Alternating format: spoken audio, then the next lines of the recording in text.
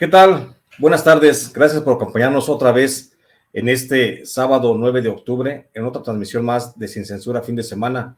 Agradeciendo, por supuesto, la confianza de nuestro querido maestro y amigo Vicente Serrano por permitirme conducir este espacio en el que, bueno, no hay otra condición más que la de hablar sin censura.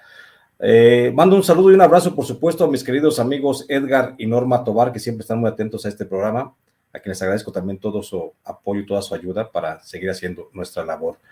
Y a usted le pido, si puede, ayúdenos y nos ayudaría muchísimo si comparte nuestras transmisiones que hacemos a través de Sin Censura TV, Sin Censura Media y Sin Censura Presenta. Síganos a través de las redes sociales, estamos en Facebook como Noticiero Sin Censura, en Twitter como @Vicente Serrano y en Instagram estamos como Sin Censura Vicente Serrano. Recuerde que este espacio de Sin Censura fue creado precisamente para romper el cerco informativo de los medios tradicionales y eso es lo que pretendemos hacer desde este espacio que tan generosamente nos brinda la familia Sin Censura. Pues bueno, no le hacemos más al cuento y vámonos de lleno al programa que tenemos preparado para hoy. Mire, hoy quiero platicarle de... Hoy voy a tener un invitado, bueno, dos grandes invitados. Uno de ellos es un sobreviviente de la masacre de 1968, la masacre de Tlatelolco. Otro de ellos es un gran periodista, amigo, muy querido mío, por supuesto, Marco Antonio Viña Kik, de La Piedad, Michoacán. Los tres somos michoacanos, así es de que ya sabrá cómo se va a poner esto. Y hoy queremos platicar justamente con nuestro querido amigo Jorge Soria, porque Jorge Soria es un sobreviviente de la noche de Tlatelolco, de la matanza de Tlatelolco. Se recordará usted de aquella matanza de Tlatelolco. Bueno, hace 8 días, el pasado 2 de octubre, se celebró el 53 aniversario de la masacre de Tlatelolco. Y ese pasaje es el que ocurrió el 2 de octubre del 68 en la Plaza de las Tres Culturas de la Ciudad de México, donde tras un encontronazo entre estudiantes y fuerzas federales, fuerzas del ejército mexicano, del entonces presidente Gustavo Díaz Ordaz, pues fueron asesinados por el Estado 78 estudiantes y otros 31 fueron desaparecidos. En ese entorno, por supuesto que hubo muchas voces que hablaron y hay otras voces que se han quedado silenciadas durante ese tiempo, pero que, por ejemplo, en el caso de hoy de Jorge Soria, que es un sobreviviente de esa noche de Tlatelolco, pues nos va a platicar algunos recovecos que a lo mejor todavía han quedado por ahí ocultos y para esto, bueno, también nos va a colaborar nuestro querido Marco Antonio Viña. Pero déjenme le digo antes que Jorge Soria es originario de La Piedad, Michoacán. En 1961 ingresó al seminario salesiano en San Pedro Tlaquepaque, en Jalisco, de donde se salió porque dijo el director del seminario que no servía para ser cura. Y qué bueno, porque a final de cuentas no se hizo cura y la formación que obtuvo pues nos dio una mente brillante, una mente que nos va a contar muchas anécdotas, por supuesto. Jorge Soria cursó la secundaria en la Escuela Federal Licenciado Rafael Reyes en La Piedad. En 1966 ingresó a la vocacional del Politécnico Nacional. A inicios del 68, apenas a unos meses antes de que se diera la masacre de Tlatelolco, él ingresó a la Escuela Superior de Ingeniería Mecánica del Politécnico y concluyó allí la carrera de ingeniero mecánico en 1963. Desde entonces, él mismo ha dicho que no había tocado el tema de lo del 68, pero a insistencia mía y de Marco Antonio, por supuesto, a insistencia lo convencimos para que nos acompañara esta tarde de sábado a platicarle a usted algunas de las incidencias que se dieron en ese entorno. Mi querido Marco Antonio Viña, te saludo con mucho gusto. ¿Cómo estás? ¿Cómo está La Piedad, Michoacán? Bien, tu rancho está muy bien, Jesús. Buenas tardes a tu auditorio, a todo tu equipo, a Vicente Serrano y por supuesto a Jorge Soria, que es un hombre emblemático, y en el trayecto del programa pues veremos por qué es un hombre emblemático. Es una persona que le tocó vivir acontecimientos trágicos para el país que quedaron plasmados ya para la historia, que tienen una dimensión y una repercusión tremenda, porque a pesar del tiempo transcurrido del 68 a la fecha, la verdad real sigue dependiendo de conjeturas. No hay más que trascendidos, no hay un culpable real, aunque se haya dicho y se haya juzgado socialmente a Gustavo Díaz Ordaz, a Luis Echeverría, pues a las instituciones de la época, no se ha dictado una sola orden de aprehensión o una sola condena en términos jurídicos. Todo ha quedado en la cuestión política, en la cuestión social, lamentablemente. Lamentablemente, pero lo bueno es que tenemos voces todavía, mi querido Marco Antonio, voces como la de nuestro querido paisano Jorge Soria, que todavía pueden dar testimonio de lo que fue aquel movimiento y que habrá que comparar el pensamiento. Fíjate que es bien importante comparar el pensamiento crítico de la entonces juventud pues, revolucionaria, porque a final de cuentas eran revolucionarios, la juventud estudiantil de aquel tiempo. Bueno, ahora con nuestra trillada juventud estudiantil también, que digo, no demerito a todos, pero es que hoy los jóvenes están como más preocupados por hacer el TikTok o por subir el post al Facebook, por las redes sociales, sí, por bailar, salir bailando en el TikTok. Hay muchos jóvenes que están más preocupados por eso que los jóvenes de antaño, los jóvenes que pensaban que tenían una ideología política, que tenían un pensamiento de transformación, un pensamiento a futuro, como es el caso de nuestro querido Jorge Soria. Jorge, te saludo con mucho gusto. Buenas tardes, ¿cómo estás? Muy buenas tardes, con mucho gusto de poder estar en este espacio de Sin Censura. Profundamente agradecido contigo y con Marco, que fue el enlace para recién conocernos, y pues decir que a final de cuentas nos une siempre el espíritu libertario de gente como tú, como Marco, como Vicente Serrano, y bueno, me adhiero a ello. Gracias, mi querido Jorge. Voy a explicarle un poquito, mi querido Marco, a la audiencia que, bueno, el hecho de que Jorge está en vivo, pero no está presente físicamente, porque está problemas de la tecnología, fallas, ya ve que en México el gran problema es la corrupción, y corrupción es cuando prestan un servicio, por ejemplo, los encargados del Internet, esos que nos cobran el Internet muy caro, Carlos Slim, por decirlo de alguna forma, pues nos cobran el Internet, pero nos dan el Internet muy poquito, muy bajo, y no alcanza a veces para la señal suficiente, y es el caso ahora que nos acontece. El caso es que el caso de Jorge no se ha podido conectar de manera plena, pues especialmente por la mala conexión, aunque está pagando una muy buena tarifa. Mi querido Jorge, ya le platicaba y le preguntaba yo, por supuesto, a mi querido Marco Antonio, ¿consideras tú que antes de pasar a que nos cuentes tus anécdotas de estudiante, crees tú que la juventud de ahora tiene los mismos ímpetus ideológicos que la juventud de antes, cuando ustedes salieron a las calles a marchar allá en el 68 para pedir una transformación del país? Yo diría que la juventud siempre es esperanzadora.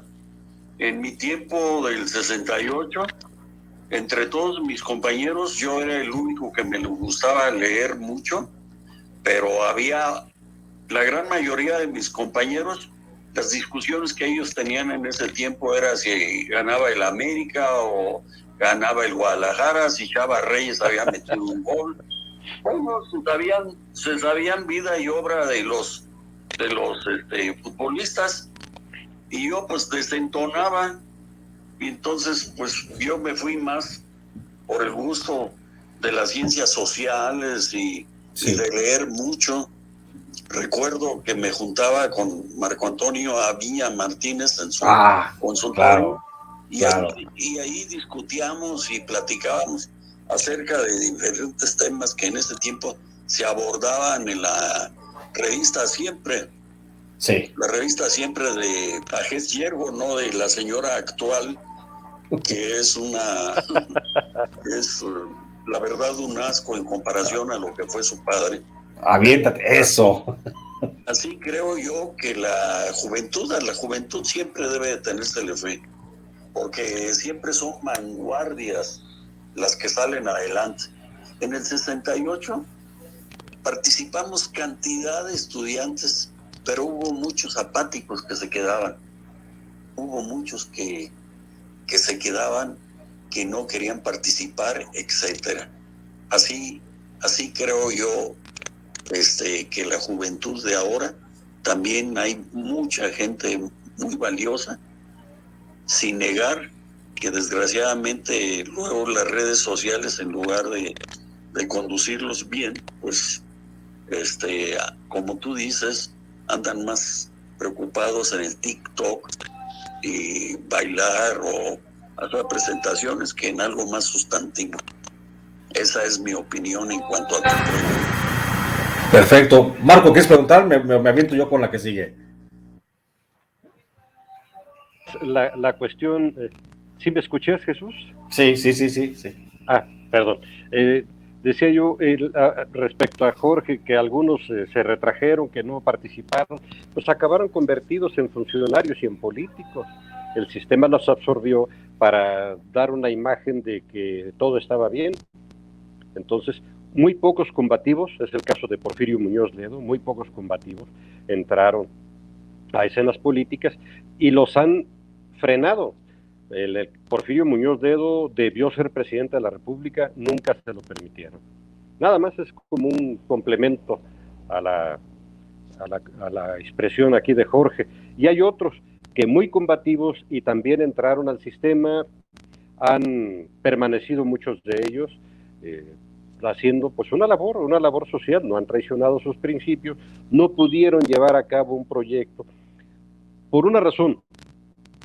El gran cambio o el salto histórico de un régimen represor y luego a un régimen opresor, a un régimen de libertades que ha sido muy complejo, y sobre todo lo que estamos viviendo en este momento, no sabemos vivir en libertad, se da del sistema priista al sistema bipartidista, o tripartidista, les digo yo, los perrepriánicos, y ahora, bueno, que está el presidente de la República, Andrés Manuel López Obrador, nada menos sorprende con una expresión donde tácitamente prohíbe a sus seguidores que sigan ofendiendo a quien lo ofende, y como ejemplo pues, a la senadora Telles. Bueno, sin duda alguna, la contextualización del 68 a la fecha tiene que ver, por supuesto, también con un principio ideológico, y allá va mi siguiente pregunta. Mi querido Jorge Soria, el asunto es, ¿eran todos comunistas los de aquel movimiento del 68? ¿Cuál era la ideología que prevalecía? ¿Cuáles eran los cambios realmente que estaban ustedes pretendiendo? Bueno, mira, hablar de que el movimiento estudiantil de 1968 haya sido comunista es un despropósito, como ahora lo manifiestan los enemigos de la 4T, que pretenden sacar de las cenizas algo que ya no existe. No existe el comunismo, no existe el socialismo en ningún país, y en aquel movimiento, la verdad que confluyeron muchas corrientes al interior del movimiento del 68. Y bueno, participaron desde gente católica hasta la Central Nacional de Estudiantes Democráticos, pero en lo general lo que se vivía en ese tiempo, como muy atinadamente lo dice Marco, pues fue un hartazgo acerca del autoritarismo del gobierno mexicano, que siempre, en todas las circunstancias, reprimió. El movimiento del 68 no surge así de la nada. Antes del movimiento del 68, pues hubo cantidad de movimientos que buscaban la democratización del país. En 1956 se da la ocupación del internado del Instituto Politécnico Nacional. En 1958 el movimiento magisterial, que pretendía que pretendía nuevas prestaciones, sobre todo aumentos de sueldo, y que fue ahogado en sangre. El movimiento ferrocarrilero en 1958, encabezados por Demetrio Vallejo y Valentín Campa. En 1962 se da el asesinato de Rubén Jaramillo, lugarteniente de Emiliano Zapata, en Xochicalco, en las ruinas de Xochicalco. En 1964-65 se da el movimiento médico que buscaba pues mejores salarios, nuevas prestaciones, y que fue también reprimido brutalmente. El movimiento enriquista en el año de 1952, el movimiento estudiantil nicolaita en 1963 en Morelia, que fue ahogado en sangre también. Otro evento que vino a marcar nuestra generación fue el triunfo de la Revolución Cubana, el asalto al cuartel de Ciudad Madera el 23 de septiembre de 1965, encabezado por el profesor Pablo Gómez y el doctor Arturo Gamis, mismos que fueron pues 13 guerrilleros asaltaron el cuartel de Ciudad Madera, y de ellos pues murieron 7 u 8, mismos que fueron enterrados sin ataúd ni nada. Abrieron un agujero y ahí los metieron, y el gobernador presente dijo: tierra querían, pues tierra que les den, y así fueron enterrados. Entonces el movimiento del 68 fue heredero precisamente de todas esas luchas. Todo surge cuando las condiciones objetivas y subjetivas de una sociedad están dadas para que surjan situaciones así. Eso es lo que puedo yo manifestar en relación a Jorge, estamos viendo movimiento. Estamos viendo en pantalla, Jorge, una de las fotografías que tú nos proporcionaste, donde tú apareces, si no me equivoco, eres el tercero de izquierda a derecha, ¿es correcto?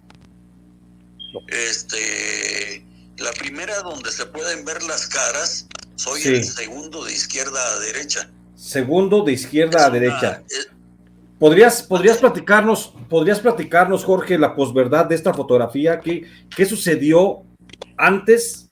¿Qué sucedió después de esta fotografía? ¿Por qué te toman la fotografía? ¿Dónde fuiste detenido por el ejército? ¿Qué pasó ahí? Bueno, la detención de cientos de estudiantes, así como la mía propia, pues fue en la noche de Tlatelolco. Ahí, después de ser severamente golpeados, pues nos condujeron en una camionetita de esas cerradas que anteriormente se les conocía como Julias, y nos llevaron al campo militar número 1, de tal forma que la fotografía esa corresponde a la foto que le tomaban a uno después de ser fichado. Ya nos hicieron tocar piano, y bueno, pues se tomó esas fotografías, de la cual yo jamás supe que existiera. En una ocasión que fui al museo de Tlatelolco, del memorial, fui acompañado con otro amigo de trabajo de la Comisión Federal de Electricidad, y entonces pues ya llegado al fondo de ese museo hay un cuartito que asemeja a una celda, y ahí está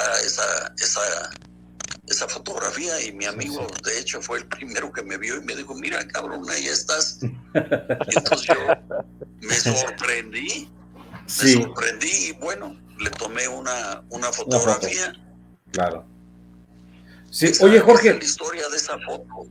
Jorge, nada más para poner en antecedente a nuestra audiencia, o te dijiste, nos pusieron a tocar piano. Nada más recordarle a la gente que tocar piano es poner las huellas dactilares. Cuando uno es detenido por la policía, pues ponen las huellas dactilares sobre las hojas que te van marcando, y por eso es un argot muy carcelario. Se dicen tocar piano, ¿no? Porque siempre estás haciéndolo así para poner las huellas dactilares. Coloquialmente hablando, bueno, pues la toma de huellas digitales, pues le decíamos tocar piano. Exacto. Entre paréntesis, te digo que ya tengo cámara en mi computadora. Pues adelante, si te puedes conectar, vamos viendo pues para que nos puedas hablar, así de bulto, como dice, ¿no, mi querido Marco? De bulto. Claro. Sí, Adelante. Sí. Pues, no, si para poner un me poquito en contexto. nuevamente la liga. Sí. A ver, ¿decía Marco? Sí, no, decía que mientras se conecta Jorge, y poner en contexto al auditorio, el segundo de izquierda a derecha es Jorge en ese momento de su detención. Fíjate que yo he platicado con él y le digo, es que sales cada año en varias publicaciones, sobre todo la portada de Proceso. Dije, prácticamente te la han dedicado.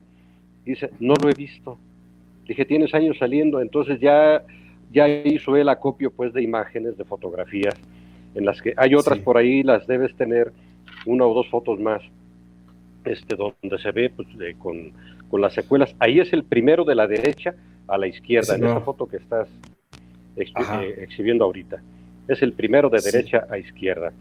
Y que también es una imagen muy, muy icónica, Marco Antonio, esta claro. Creo que es de las más icónicas que tenemos, y bueno, justamente, ¿quién iba a pensar? Mira, que el primero, en el primer plano, el que aparece en el primer plano, recargado con la cabeza, con la frente pegada a la pared, es nuestro paisano Jorge Soria. Oye, y que bueno que... La piedad pues da guerrilleros de la palabra, da guerrilleros de la política, tú eres uno.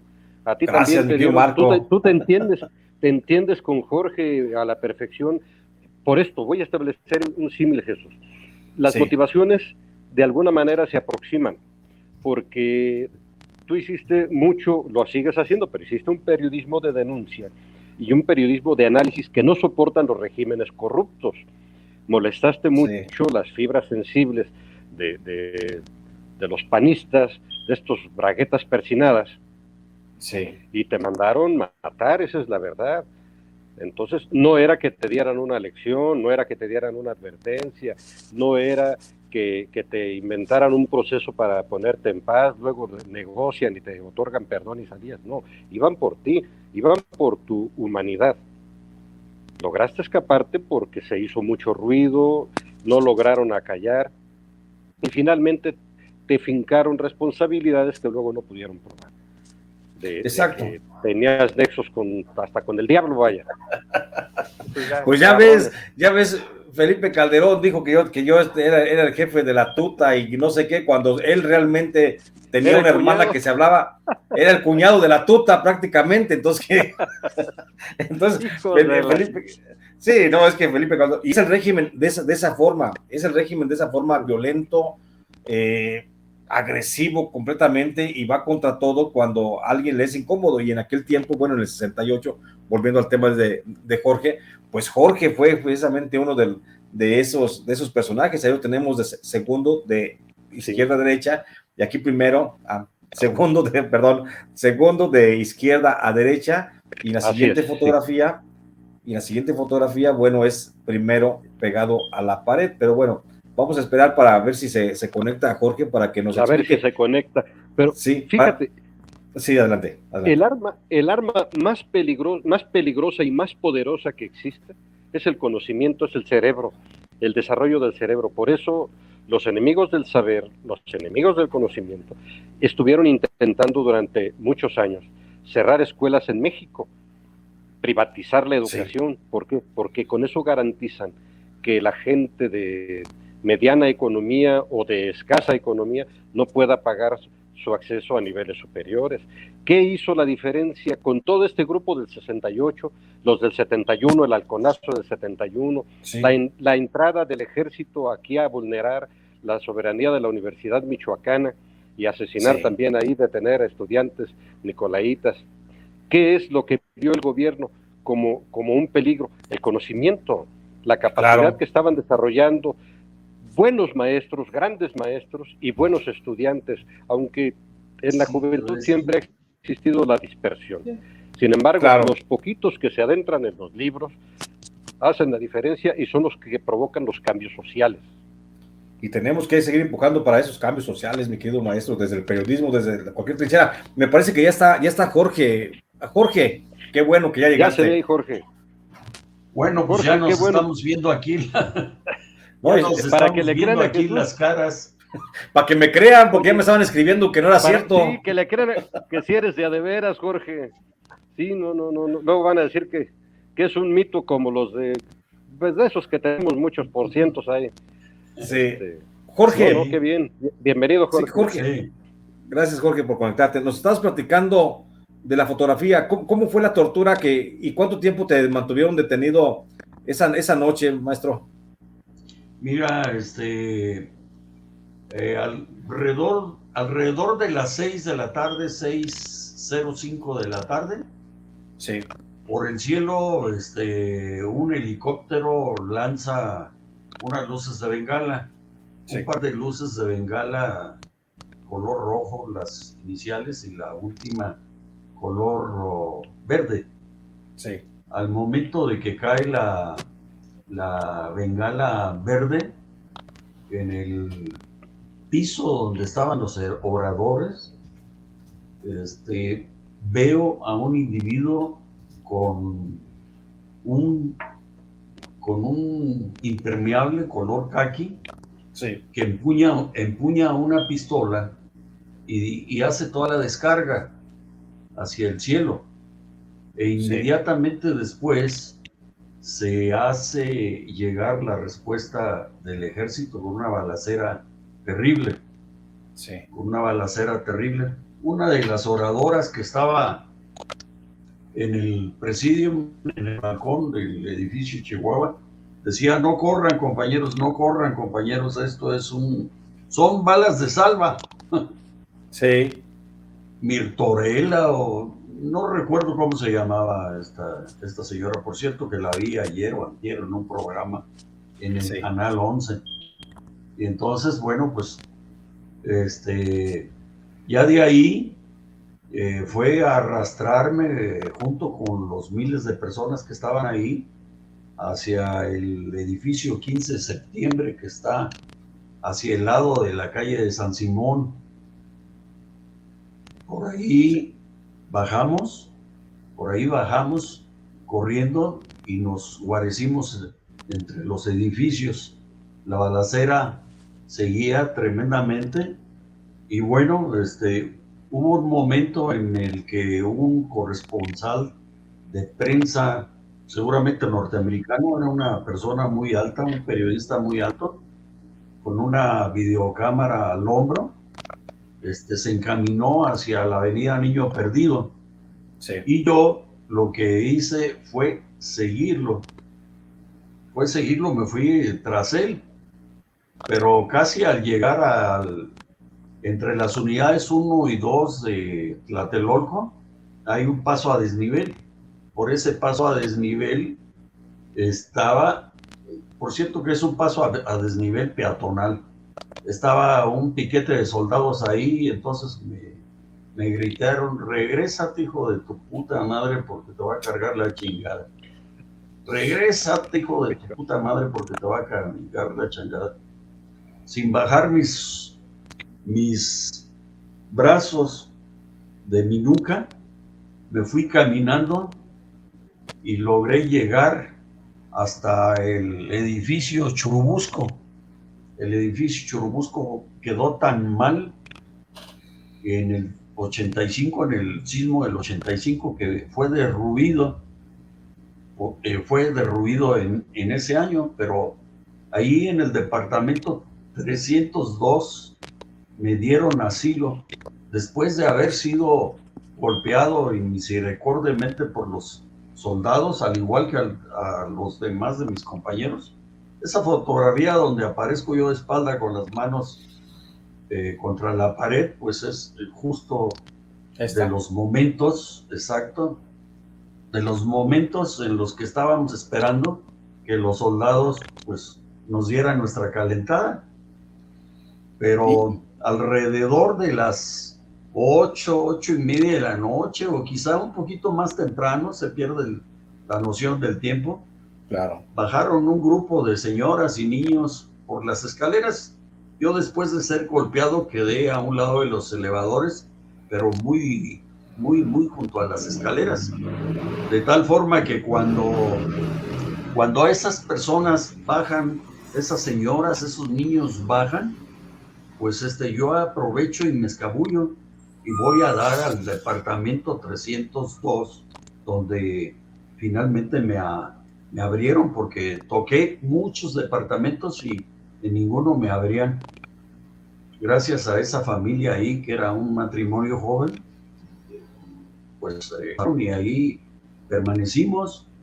Luego ya de ahí llegó un momento en el que alrededor de la 1 de la mañana o quizá un poco más tarde, el ejército empezó a catear todos los departamentos, de tal forma que nosotros escuchábamos los casquillos de las botas de los soldados bajar por las escaleras y estábamos temblando como pinches perros, esperando que ahí nuestra muerte pues iba a ser pues inevitable. Bueno. Y ahí los detienen, Jorge, y se los llevan. Sí, llegó el ejército y dice, bueno, hijos de su reputa madre, traidores, hijos de la chingada, vamos cabrones, con las manos en alto y se bajan, comunistas, hijos de puta. Y entonces, bueno, pues ya bajamos. En la parte de abajo nos formaron nuevamente contra la pared, con las manos en alto, y de ahí policías, granaderos, judiciales, soldados formaron una línea de gentes de ellos por un lado y otra línea por el otro. Y entonces nosotros al pasar por ahí, pues éramos tundidos con los toletes, a patadas, a golpes y todo. De tal forma que cuando ya llegamos a la patrulla esa llamada Julia, pues de ahí nos subieron y nos llevaron. No sabíamos a dónde nos iban a llevar nosotros. Más adelante se paran y un policía ahí se quita el casco y lo mete y dice, todo lo que traigan, de dinero, carteras y todo, por favor, aquí en el casco, ahorita más adelantito nos vamos a soltar. No, pues se robaron el dinero. En lo particular a mí ya me habían bolseado, ya me habían quitado mi anillo de graduación de la vocacional, todo lo que yo traía de valor me lo quitaron. Y entonces nos condujeron hasta un lugar al que llegamos y que supimos que era el campo militar número 1.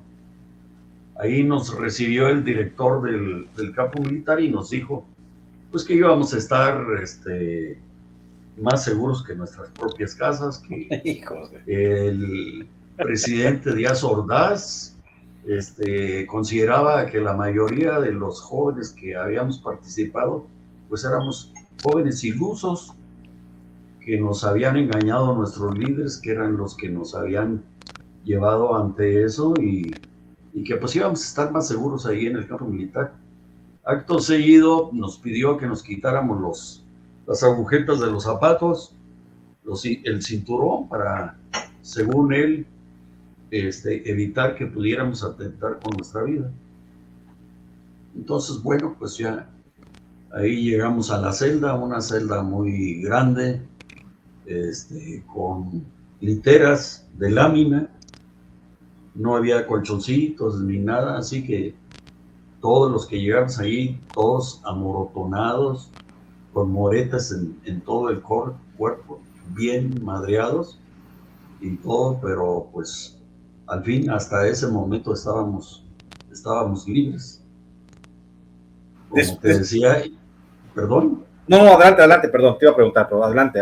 Sí, como te decía, bueno, pues a raíz de eso, bueno, pues ya luego pues fuimos fichados, lo que ya habíamos platicado, y bueno, eso fue hasta el 9 de octubre que nos soltaron, pero al interior del campo militar, pues la verdad que en lo particular a mí y a los compañeros que tuve ahí, no pude, a ninguno nos golpearon.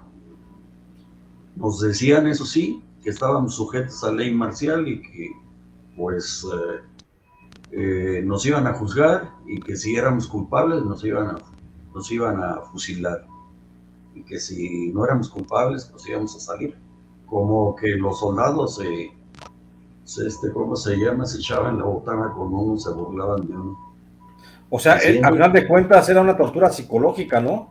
Era una tortura psicológica y en efecto en las noches se escuchaban descargas de fusilería y luego nos decían los soldados, ¿oyeron eso? No, pues sí oímos. Pues fue unos cabrones que fusilamos así de los más revoltosos ustedes. Bien es sabido que a Tomás Cervantes Cabeza de Vaca, que era representante al Consejo de Huelga de Orchapingo, bueno, pues a él fue uno de los que le formaron batallón de fusilamiento. Sí. Y entonces, bueno, pues esa es mi vivencia en esa parte. Entonces, oye, Jorge, nada más para recapitular, ¿estuviste cuántos? 7 días detenido en el campo militar? Una semana totalmente incomunicado. Mi mamá, mi familia, nadie sabía dónde estaba yo. De hecho, mi mamá, junto con una tía, había andado buscándome en los nosocomios, en diferentes lugares, y me platicaba que no le mostraban los cadáveres. No le mostraban los cadáveres, sino que sacaban unos álbumes donde había puras fotografías, y entonces ahí decía, bueno, pues cada vez que le daba vuelta a una página creía encontrarte.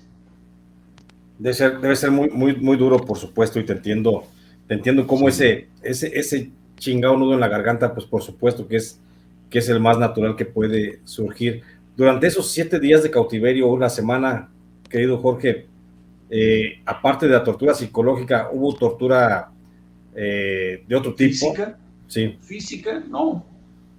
¿No hubo? ¿Alimentación normal? Bueno, pues, yo creo que era la alimentación de los soldados en un plato con división, un plato de aluminio con divisiones. Era poquito arroz en un lado, frijoles en el otro y un bolillo. Entonces, bueno, sabía a veces que había que repetir porque no se llenaba uno. Claro. Jorge, hace 53 años de ese momento, y las secuelas, me imagino, son permanentes, todavía se te hace un nudo en la garganta de recordar aquellos acontecimientos. ¿Duermes bien?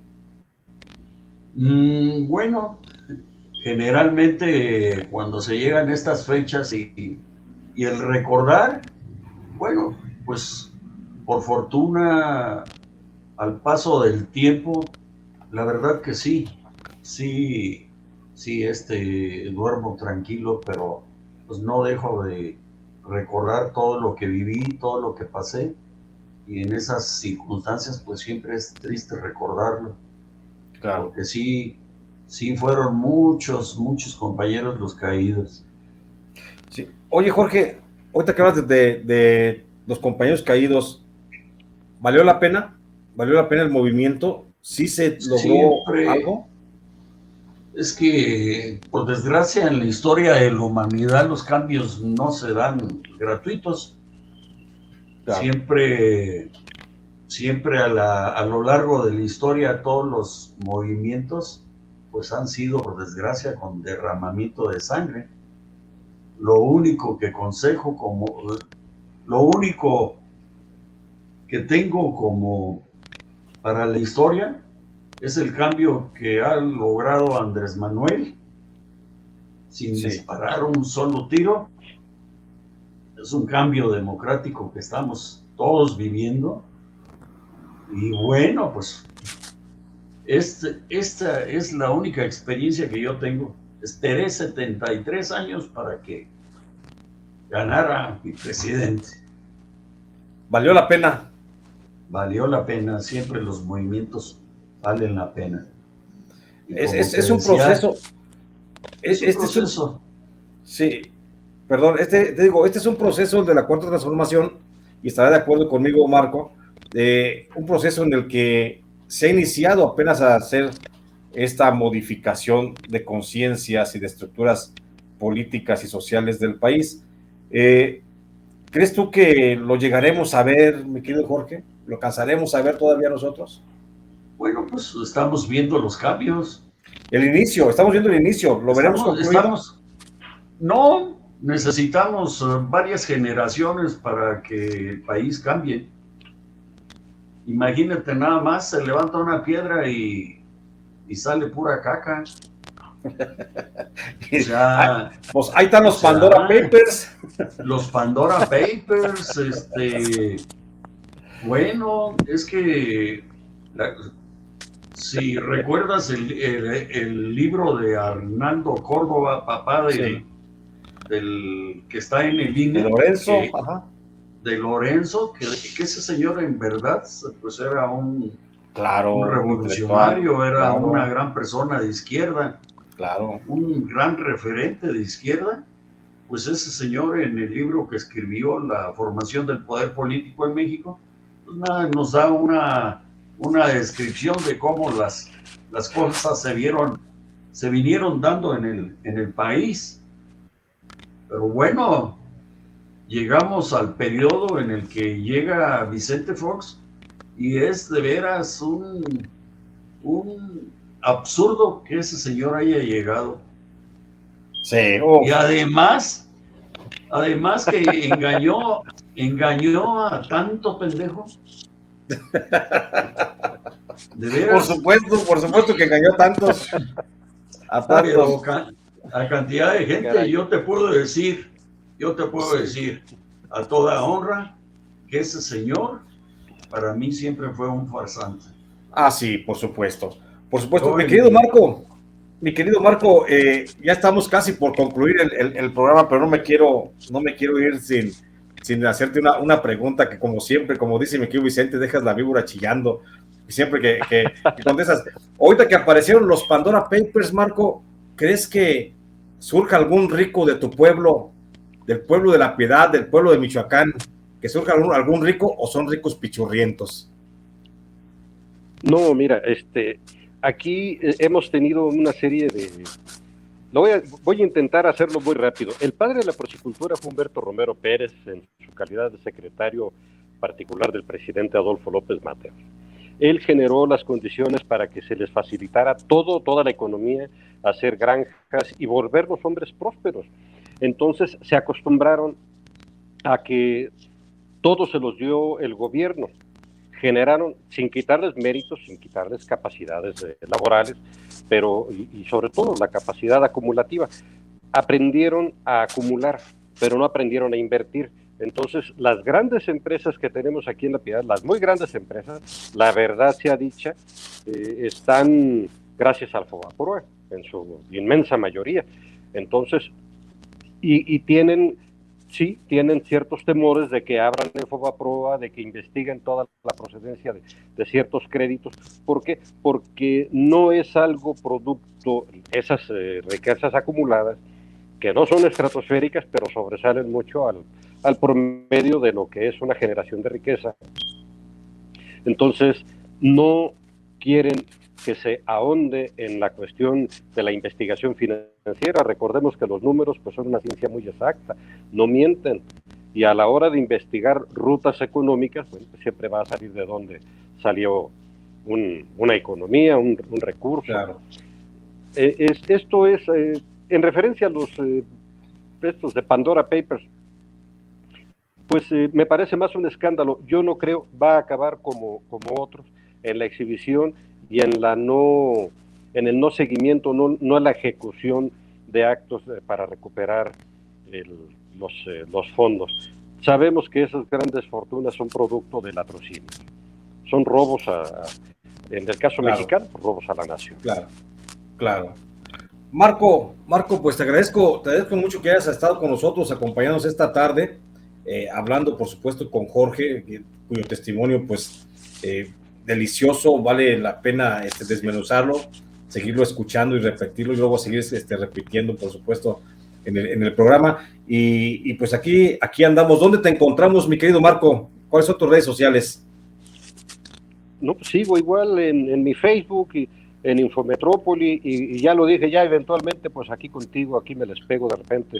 Perfecto. Aquí a tu grupo de trabajo y estoy a la orden de cualquier persona que pueda yo aportar algún tipo de información que esté a mi alcance o que deba colaborar haciendo alguna indagación, con mucho gusto estoy a la orden. Claro, gracias Marco, te agradezco mucho. Mi querido Soria, ¿dónde la gente puede estar en contacto contigo? Alguien que quiera seguir platicando sobre el tema. Hay muchos historiadores que están recopilando justamente testimonios del 68. ¿Dónde se te puede contactar, maestro? Mi teléfono y mi correo, JOSOMANR@gmail.com. Perfecto. Pues te agradezco mucho, Jorge, te mando un fuerte abrazo, estamos pendientes y te agradezco el que nos hayas podido conceder esta posibilidad de platicar y conocer un testimonio de viva voz de ese acontecimiento histórico que se vivió en México. Les mando un abrazo, nos estamos viendo pronto. Sí, nos vemos pronto. Sí. Oye, gusto estar con ustedes. Déjame robarte Gracias. Adelante. Déjame robarte unos segunditos nada más. Adelante. De tarea para Jorge. ¿Qué piedadenses participaron en el 68 y cómo les fue? 68. Sí. Pues yo creo que yo fui el único. Hay un compañero de nombre Ramón Sauceda Valadez. Sí. Él asistió a algunas manifestaciones.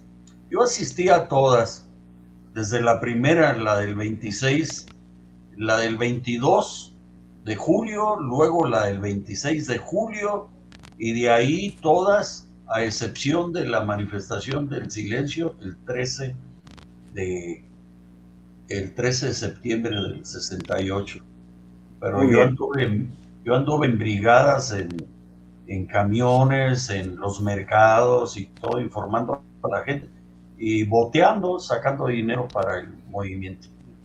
Claro. Por eso te procesaron como guerrillero. Por eso, sí, como guerrillero. Muchas gracias, Jorge, muchas gracias, mi querido Marco. Les mando un fuerte abrazo y estamos pendientes. A la orden. Saludos. Gracias.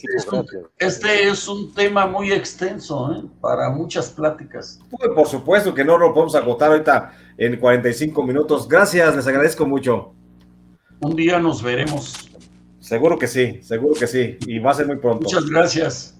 Gracias a ustedes. Pues hemos llegado a la parte final del programa. Le agradezco que nos haya acompañado hasta el final. Ese testimonio, por supuesto que vamos a seguir platicando en otra ocasión con Jorge y con Marco Antonio sobre estos acontecimientos. Yo se lo prometo, se lo garantizo que vamos a seguir aquí. Y por lo pronto le agradezco mucho que nos haya acompañado. Les recuerdo, síganos, compartan estas transmisiones. Sin Censura TV, Sin Censura Media, Sin Censura Presenta. Síganos en Twitter, estamos como @Vicente Serrano. En Facebook estamos como Noticiero Sin Censura. Y en y en Instagram estamos como Sin Censura Vicente Serrano. Lo espero el próximo sábado a las 4 de la tarde. Acuérdense que tenemos aquí una cita para seguir platicando de temas como este. Nos vemos pronto. Soy Jesús Lemos. Gracias.